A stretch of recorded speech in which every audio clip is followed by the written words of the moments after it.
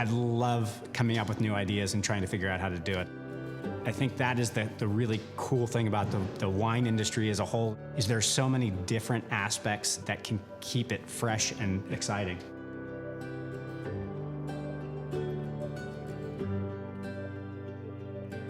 I'm Monica. And I'm Alex, and we have Villicana Winery and Refined Distillery, and we've been at this now for a little over 30 years. We started making wine back in the early 90s.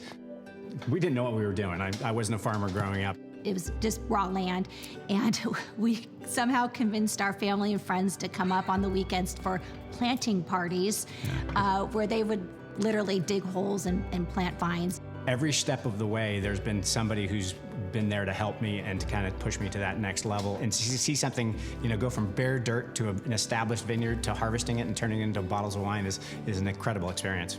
It was not about the size of your winery, but it was the passion that you had and what you wanted to put back into this community. When we first started, we purchased 130 acres next door and planted some vines up there, knowing almost nothing. And when we finally got some grapes 3 years later, Alex said, "Hey, would you like to make some wine over here?" It's kind of like, hell yeah, I had no idea where I was going to make the wine. And it helped me out so much. I think the main thing that they bring, that they shared with us when we were making our wine here, is that it can really pay off to be nice, honest, hardworking, and just good people. Alex and Monica bring a spirit of entrepreneurship to Paso Robles wine country. Not only were they part of the emerging wine industry, but Alex had this vision in the distillery spirit side and really marrying the two industries together. The technique of bleeding juice out to make richer red wines really was incredible for me. But unfortunately, what a lot of us winemakers did with that juice was, you poured it down the drain. There wasn't a lot of use for it, and it killed me because I was the one sitting on that tractor farming.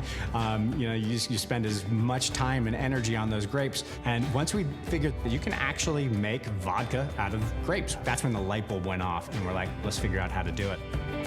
In 2011, we became the first licensed distillery producing grape-based spirits like gin and vodka from these incredible grapes. Last harvest, we were able to reclaim the equivalent of 70 acres. And that's a lot of fuel, water, and manpower that instead of going down the drain, that we're turning and upcycling it to a new product.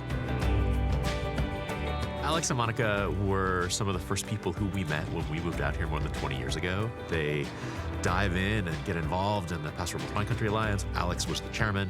Watching him think about what was best for Paso and bring other people along was super impressive. They generally are leaders, and they're talking to community leaders, they're talking to nonprofit organizations, they're talking to their neighbors, they're talking to colleagues about making things better in Paso. Their spirit of innovation, their can-do attitude, and the fact that they're really doing it as a working team is pretty remarkable.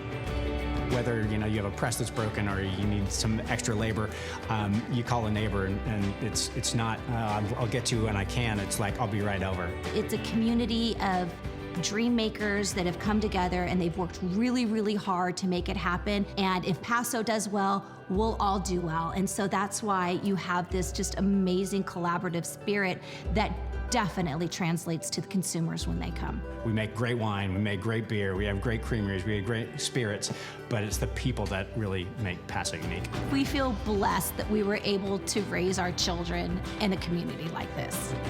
I love that they are still willing to do the things it takes to really help make Paso Robles wine country thrive. They're kind, and they've got a smile on their face, and they're here to help. But they've showed up, they've put the work in, and let's recognize someone who's done that. They are what Paso epitomizes. They're welcoming, engaged, they're a part of the community, and they make you want to be a part of the community.